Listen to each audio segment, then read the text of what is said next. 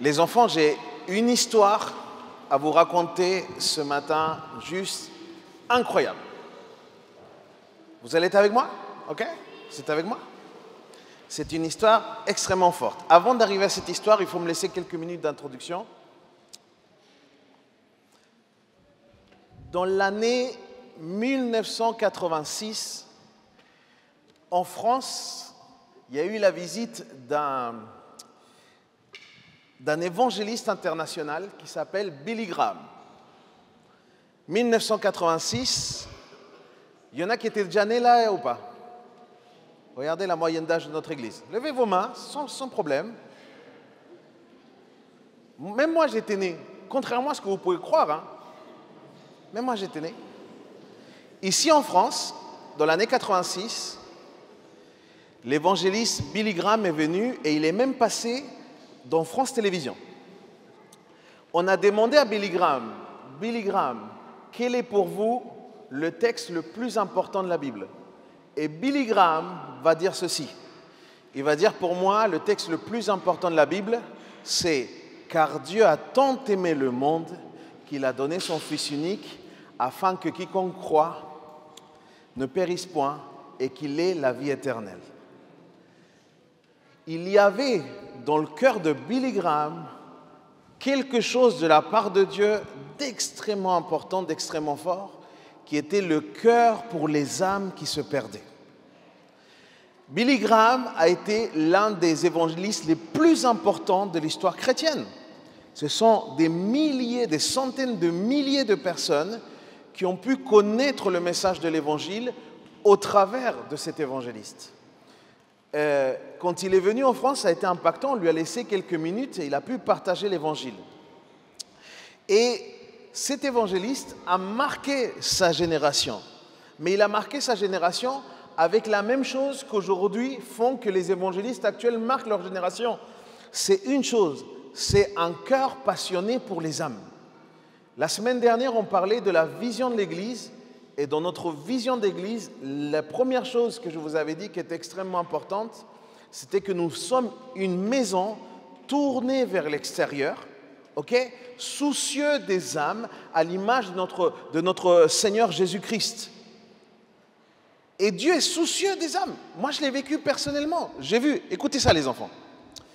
Pendant des années, quand j'ai commencé à avoir mes premiers sous, quand j'ai commencé à travailler, j'ai fait des études en alternance. J'ai fait des études de BTS, de Bac plus 2 en alternance, et j'ai commencé à toucher mon premier chèque. Souvenez-vous de ce moment, les amis, quand vous aviez touché ce premier chèque, ce moment béni, céleste, où les anges acclamaient. Vous attendiez ce chèque. Et tout le monde a sorti cette phrase, c'est avec la sueur de mon front. Et j'ai commencé à avoir un peu de sous, et avec un ami, à l'époque, on s'est proposé un projet qui ressemble à beaucoup de projets de la jeunesse. On voulait une seule chose, on voulait aller en République dominicaine. Ok? Du coup, on s'est dit, on va mettre de l'argent de côté toute l'année pour un jour aller en République dominicaine, pouvoir siroter des cocktails, pouvoir avoir la plage au sable blanc et être béni par l'Éternel. Alléluia. Non, elle n'a pas dit ça. On voulait vraiment vivre la vida loca. Ok? Si vous ne savez pas ce que ça veut dire, il faut apprendre l'espagnol, c'est la langue du ciel. C'était le souci. Moi, je voulais faire ça. Je voulais aller voyager, découvrir un nouveau pays, etc. Et du coup, on a travaillé très dur. Et le moment est arrivé dans lequel on allait pouvoir acheter les fameux billets et on allait en all exclusive. Vous voyez le truc où vous pouvez manger tout ce que vous voulez du matin jusqu'au soir, mais vraiment la débandade. Voilà. C'est vraiment voilà, le plaisir le plus complet. On avait mis assez de sous de côté, etc. pour ça. Et je me souviens, j'ai allé au culte. Et quand j'étais au culte, ce jour-là, c'était le dimanche, et la semaine d'après, on devait aller acheter notre fameux billet.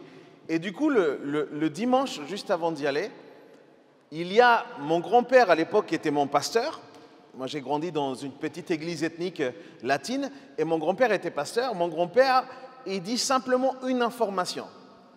C'est très important. Il dit juste une information. Il dit, il y a une dame qui est en Italie, qui a commencé une œuvre et qui aurait besoin de soutien. Et du coup, elle m'a sollicité, mon grand-père disait ça, elle m'a sollicité pour que je puisse aller l'accompagner le temps d'une dizaine de jours pour pouvoir faire un petit projet d'évangélisation locale et pouvoir l'accompagner. C'était une œuvre qui commençait dans un garage. Okay? C'était vraiment chez elle, elle disposait un temps dans son garage, etc., chaque semaine. Et mon grand-père, il dit ça. Ok? Et la semaine commence à se passer et dès le lundi, je ressens fort dans mon cœur, comme une conviction, qui me dit, parle à ton grand-père. Parle à ton grand-père. Demande-lui qui va avec lui. Et j'ai eu un souci, un double souci. Mon grand-père était diabétique, vous voyez? Les diabétiques, ils ont besoin d'être accompagnés parce qu'il y a de l'insuline parfois à prendre, etc. Et mon grand-père, il était dans un état diabétique assez avancé. En plus, il était assez âgé.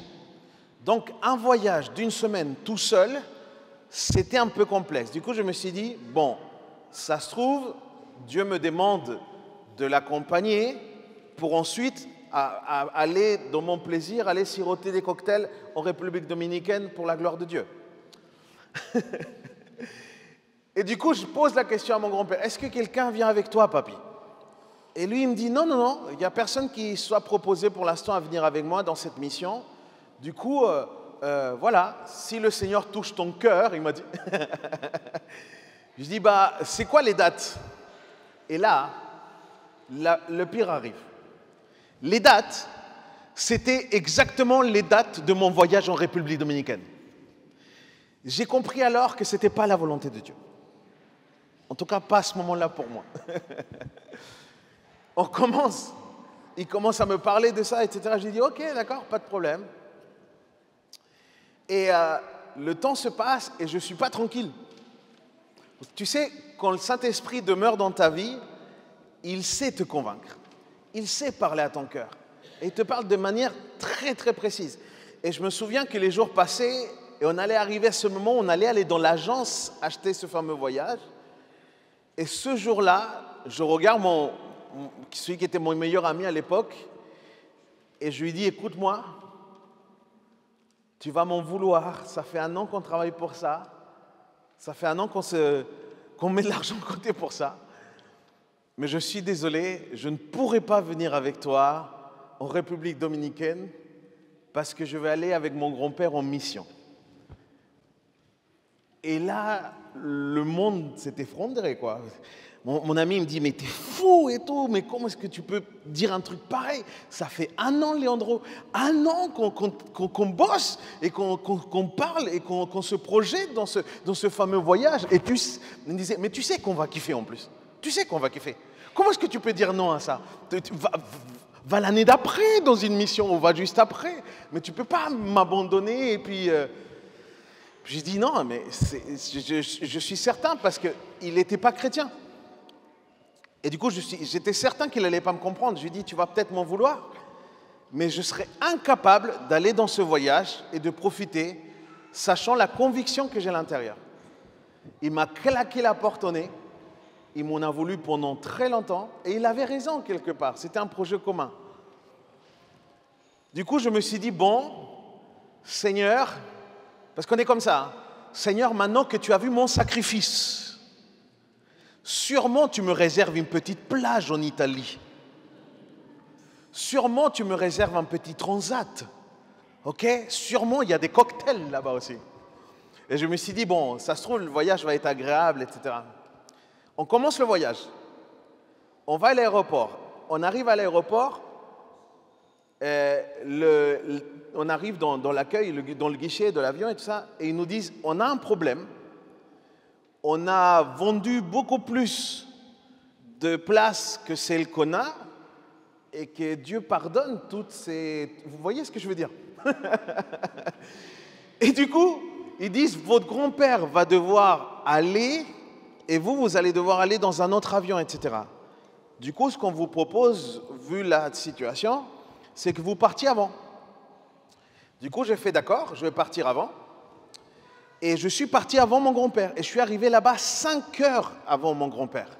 J'ai attendu 5 heures qu'il y ait le deuxième vol qui arrive, etc. Du coup, déjà, je me dis, c'est quoi ce plan? Ça commence très très mal. C'est pas une mission qui va me bénir, ça. J'étais déjà à moitié en colère de ce qui est en train de se passer. Et du coup, quand mon grand-père arrive, il s'est passé 5 heures. Okay, ce n'était pas l'époque dans laquelle il y avait des téléphones portables accessibles, etc. Non, c'était il y a longtemps. Il n'y avait pas les WhatsApp comme maintenant. Okay, et du coup, on arrive là-bas. J'arrive en Italie. Et je ne sais pas pourquoi. C'est la première fois que ça m'arrive. J'ai un contrôle douanier. Ils m'ont pris pour un narcos, quoi. Franchement, ils ont vu ma tête de latino. Ils ont dit, vous, ici. J'ai fait, waouh, c'est de l'accueil en Italie, ça. Ils m'ont fouillé partout.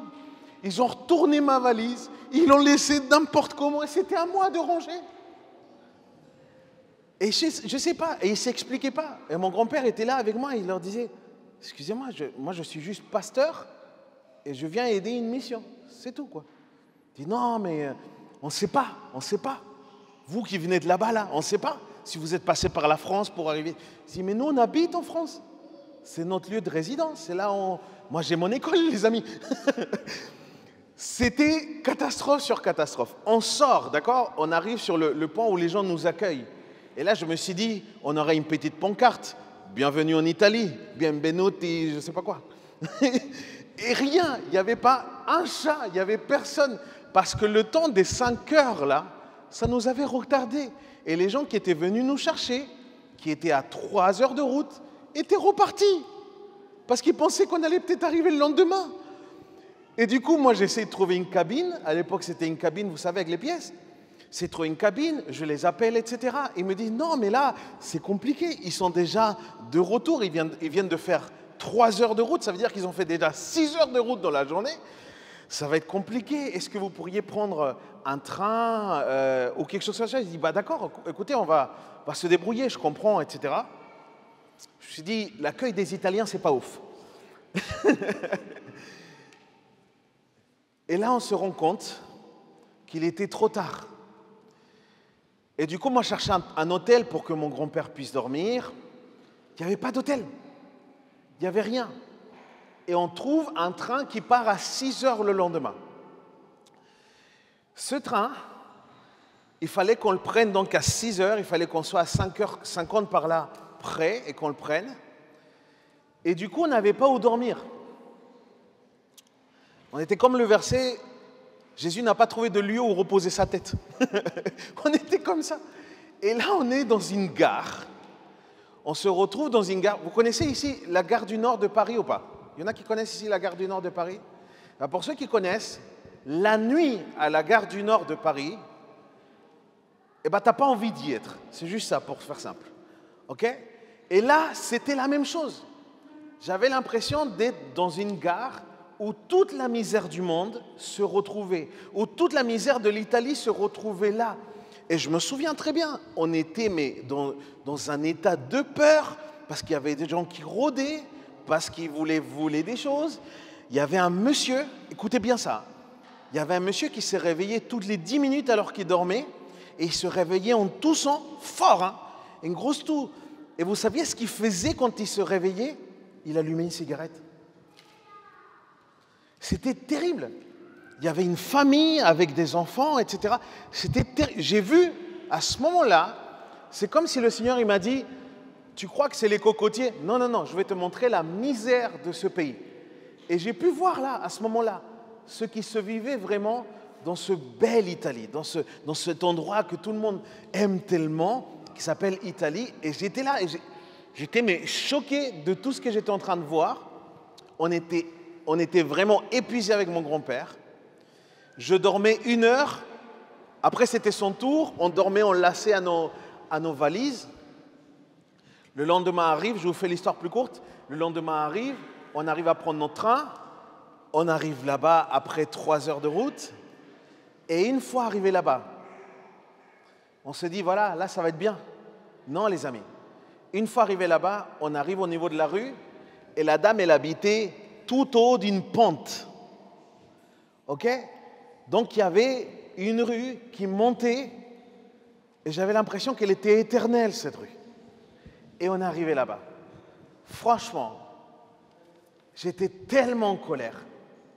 J'étais énervé parce que moi, je pensais à la bachata, vous voyez. Moi, je pensais à ces soirées que je pouvais vivre là-bas, en République dominicaine. Et là, j'étais là, épuisé, fatigué, dans une famille qu'on connaissait peu, on venait juste aider. Et la semaine se passe. J'étais très jeune, j'avais 20 ans, peut-être un petit peu moins. J'avais 18, 19 ans. Il y a cette fameuse dame responsable du coup de la maison là où on était, qui va au marché. Le lendemain, elle va au marché et elle commence à crier à tout le monde.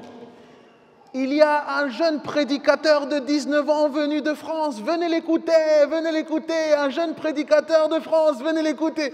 Et moi j'étais là, c'est qui le prédicateur? Moi je prêchais pas à l'époque, j'étais pas prédicateur moi. Elle m'a fait une pub dans le marché et ça a fonctionné. Le lendemain il y avait le culte, on était donc dans le garage, il y avait des gens mais vraiment partout, en fait, ça débordait, etc. On a essayé de mettre des chaises partout. Et là, mon grand-père, il me dit, bon, bah maintenant, il faut assumer, c'est toi qui vas prêcher. J'hallucinais, je lui ai dit, mais papy, je viens t'accompagner. Et il me dit, Leandro, Dieu a son plan là. Du coup, il faut que tu fasses.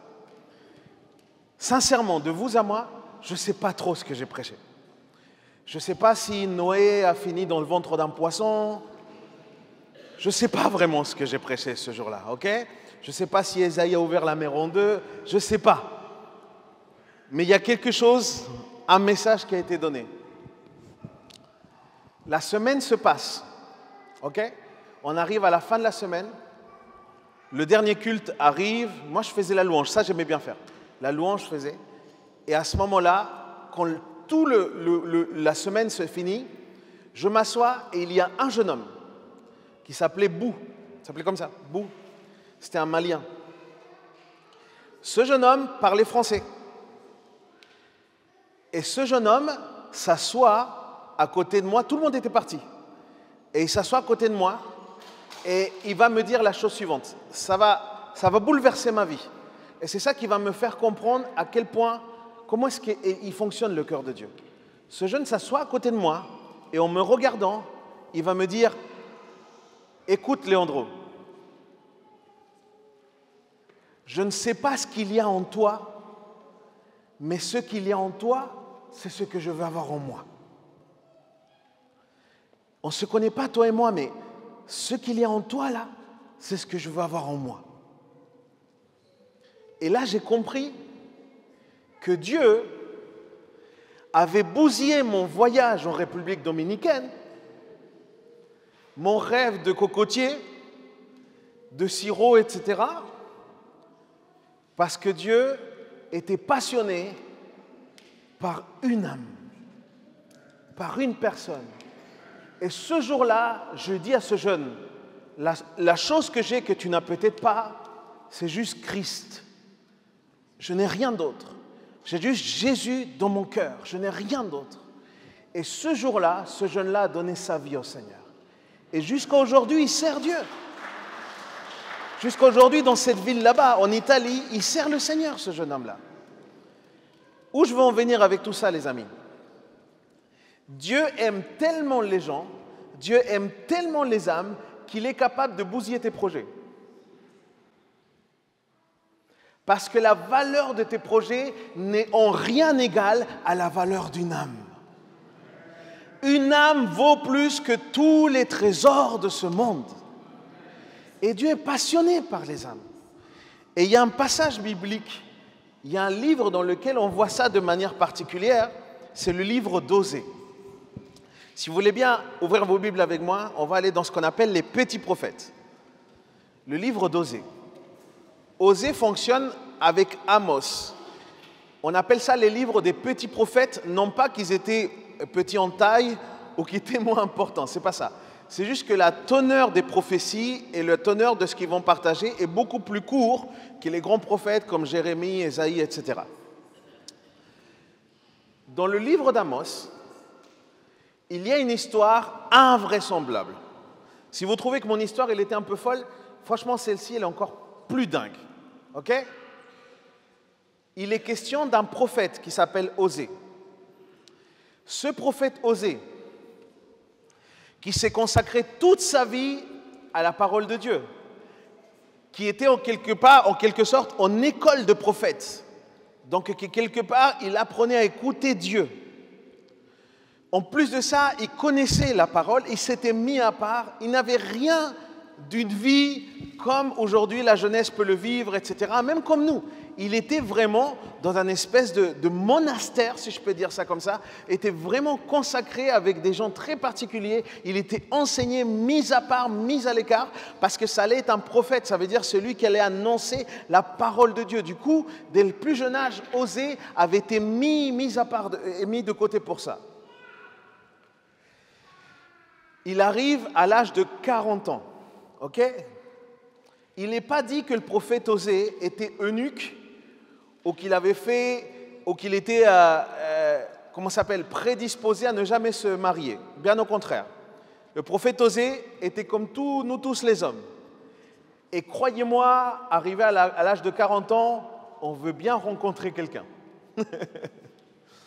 Et il arrive ce moment-là, Dieu lui parle. Et il lui dit, Osée, tu vas te marier. Il va lui dire ça, Osée, écoute-moi bien, tu vas te marier, ça y est. Moi, je vois Osée, à 40 ans, dire, Alléluia, enfin Seigneur, c'est mon moment, ça y est, c'est le moment, merci Seigneur. Sauf que Dieu ne s'arrête pas là.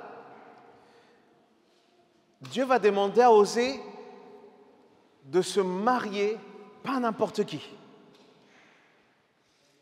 mais à une femme de très mauvaise vie. Dieu va lui demander à Osée de se marier à une femme qui vendait son corps en échange d'argent.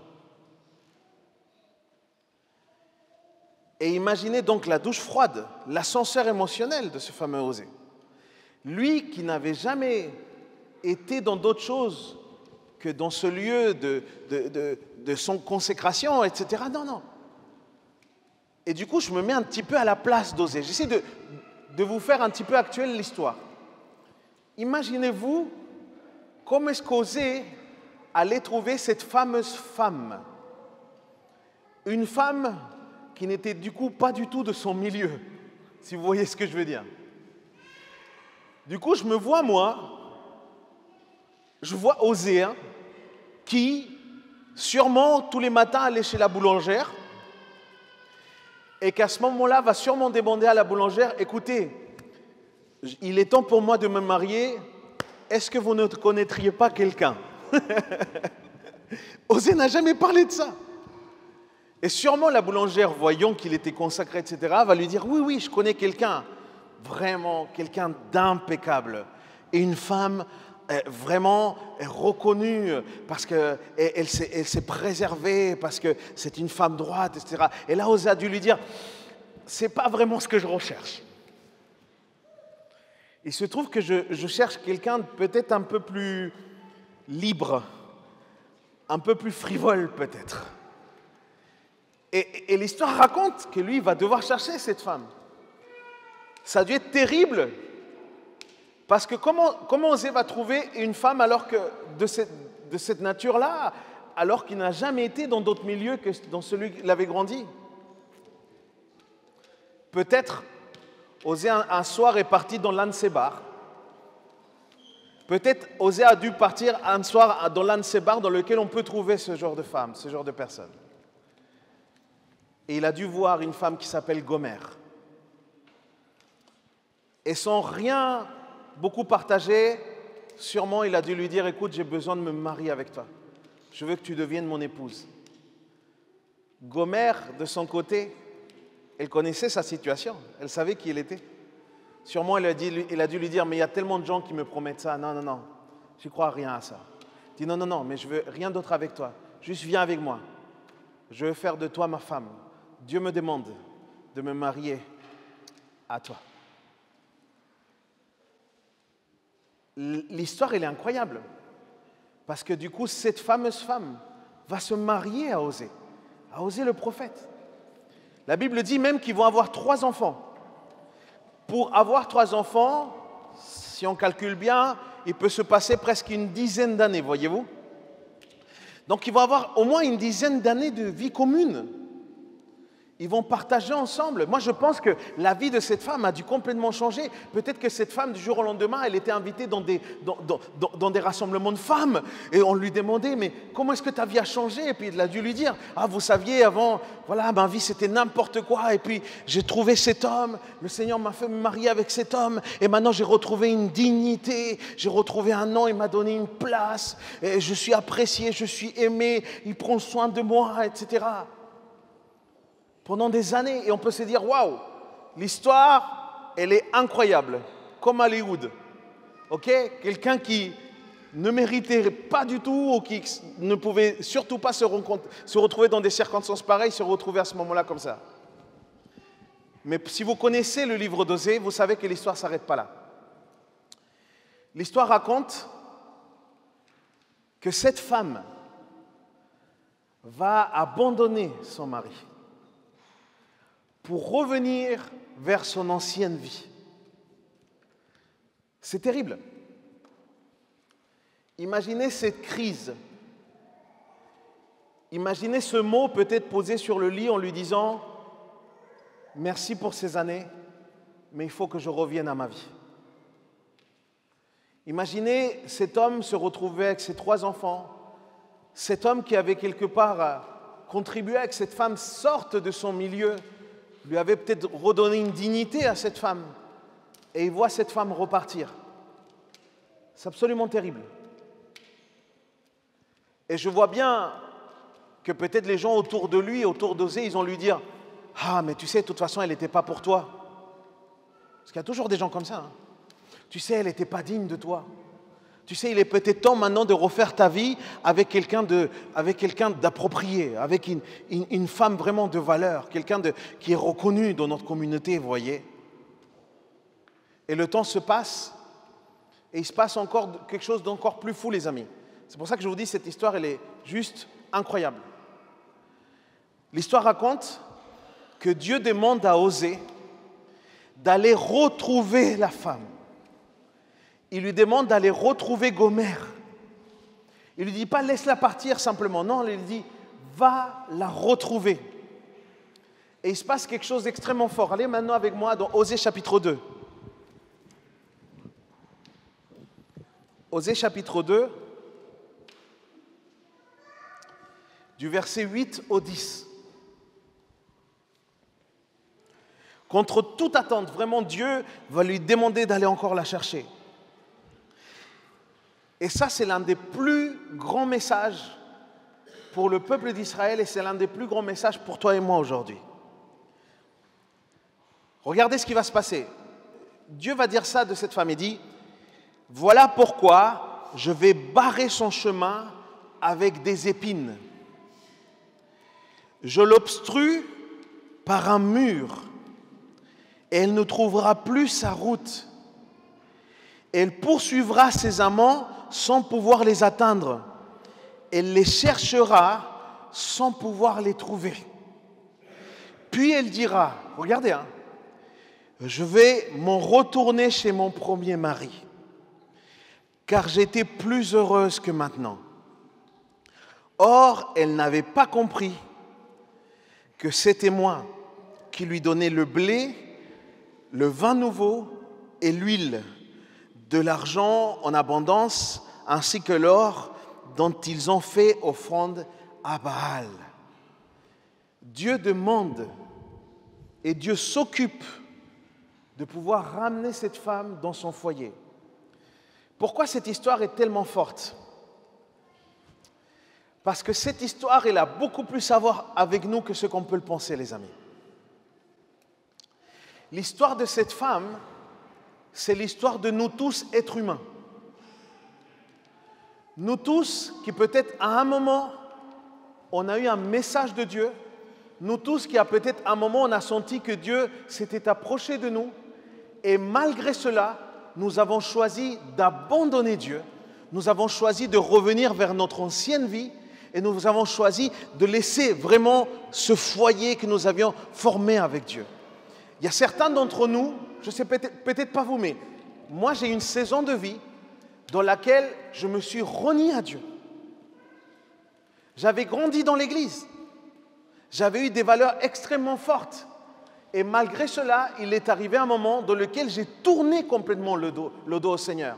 Et je me souviens avoir même dit à mes parents, parce que mes parents me prévenaient, ils me disaient « Leandro, tu vas dans un très mauvais chemin ». Et mes parents, je me souviens avoir dit à mes parents « Laissez-moi me tromper ».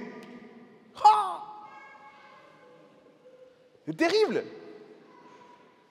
Quand il y a le péché là qui veut s'exprimer là, c'est terrible.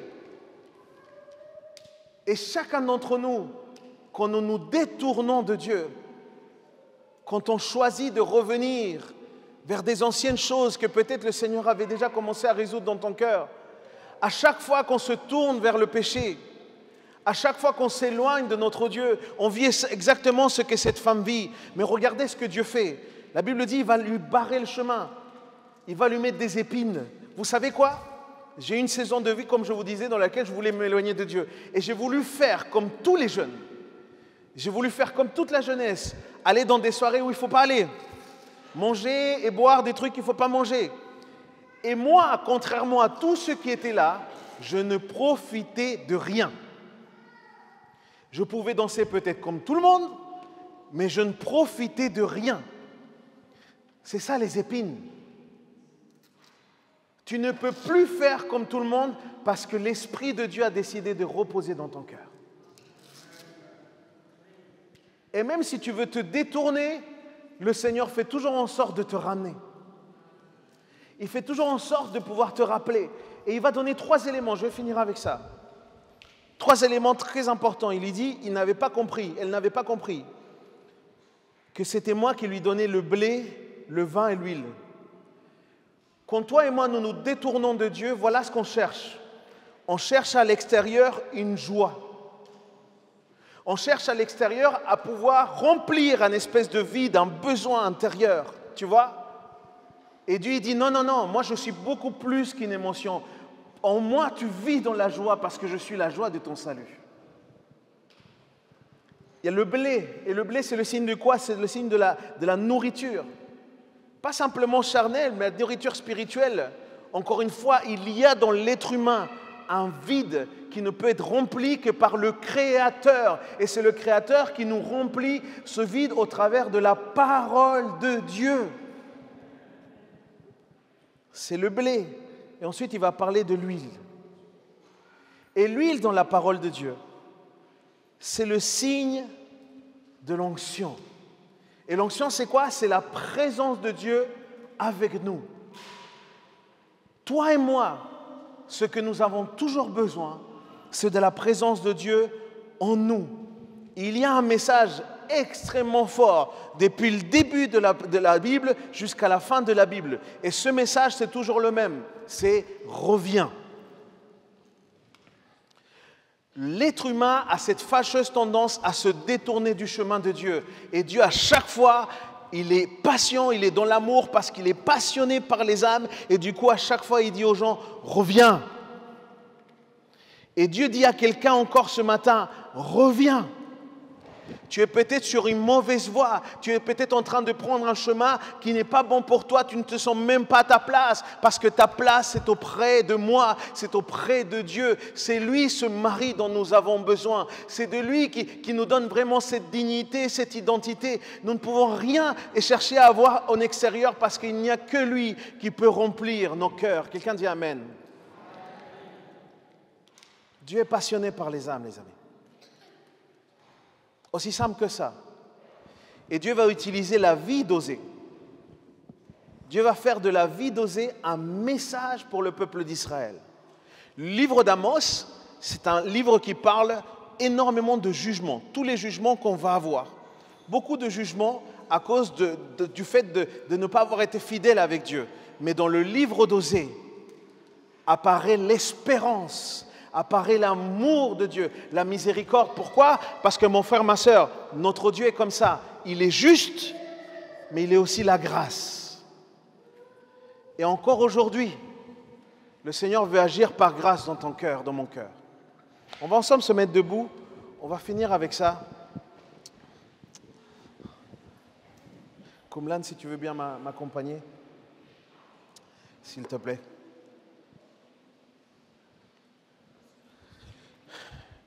L'une des choses les plus importantes et belles que j'ai compris, c'est que aucun d'entre nous peut contenir l'amour de Dieu. Mais par contre, l'amour de Dieu est assez grand pour pouvoir nous contenir nous tous. Il y a quelque chose de fort, de grandiose, de magnifique, une espérance glorieuse qui se trouve auprès de Dieu.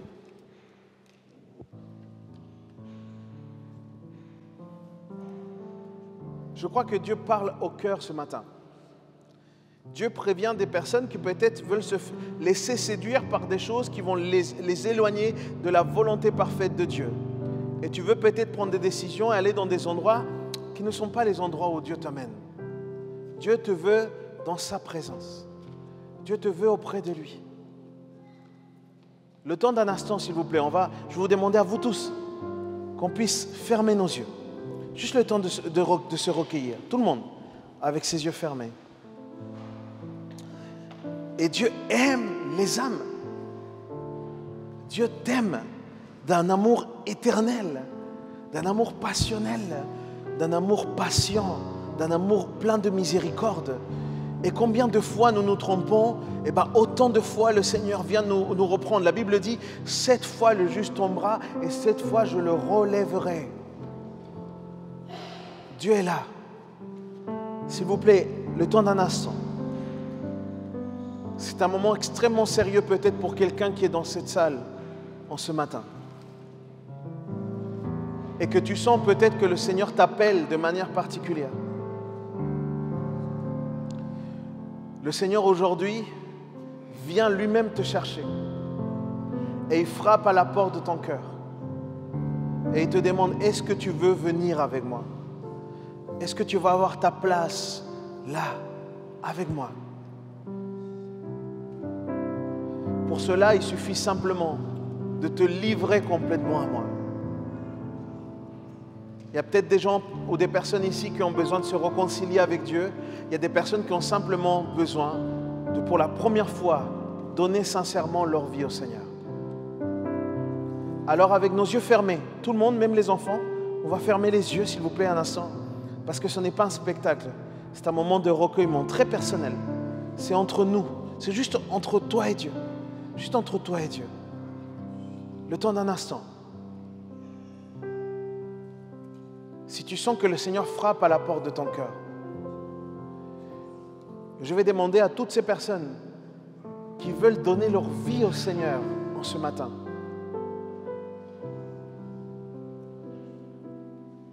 qui veulent abandonner cette vie qu'ils ont aujourd'hui pour pouvoir prendre la vie de Dieu,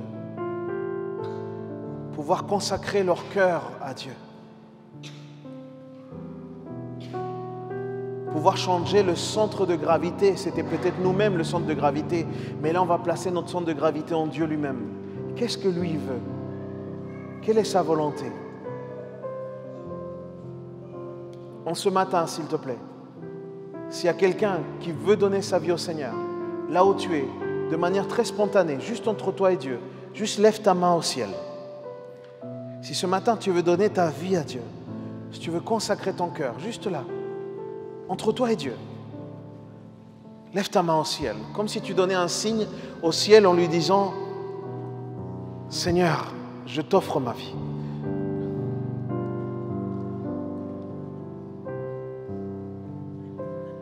Lève tes mains très haut vers le ciel, sans honte. Et là où tu es, je vais t'inviter à faire une simple prière. Une prière dans laquelle tu consacres ta vie. Dis-lui, Seigneur Jésus, audiblement, que ça vienne de ta bouche. Dis-lui, Seigneur Jésus, en ce matin, ta parole me touche, ta parole me parle. C'est pourquoi je voudrais répondre par un amour vers toi. Je voudrais ce matin consacrer mon cœur, te consacrer ma vie. Je voudrais te dire que j'ai besoin de toi comme mon Sauveur et comme mon Seigneur. Pardonne-moi de m'être éloigné de toi. Et je veux revenir dans ta présence, auprès de toi. Ma place est avec toi. Mon cœur sera nourri en toi. Et puisque je suis avec toi maintenant, je sais aussi que je le serai pour l'éternité. Alors inscris mon nom dans le livre de la vie. Au nom de Jésus. Amen. Et encore un petit instant. Encore dans le recueillement. Là où tu es, si tu reconnais que ton cœur s'est dévié de Dieu, si tu reconnais que tes pas ne sont pas à la gloire de Dieu, juste le temps d'un instant, dis au Seigneur, Seigneur, aide-moi à revenir à toi. Rappelle-moi. Et tu le fais au travers de la parole là. Mais aide-moi, Seigneur, dans ce pas, dans ce chemin, pour pouvoir revenir dans ta présence, pour pouvoir revenir auprès de toi, Seigneur. Seigneur, je prie pour ton Église, je prie pour chacun d'entre nous. Nous sommes tellement tentés, Seigneur, pour pouvoir nous éloigner de toi. Il y a tellement de projets qui s'engagent pour pouvoir nous détourner, Seigneur, de toi, de ta présence, de ta main. Mais ta parole nous dit, rien ne nous séparera de ton amour. Rien. Et aujourd'hui encore, Seigneur, tu étends ton bras et ton bras n'est pas trop court pour pouvoir nous rattraper, pour pouvoir nous ramener auprès de toi et pour pouvoir nous donner ta présence. Seigneur Père, merci pour ce que tu fais et merci pour ce que tu feras. Au nom de Jésus. Amen. Amen.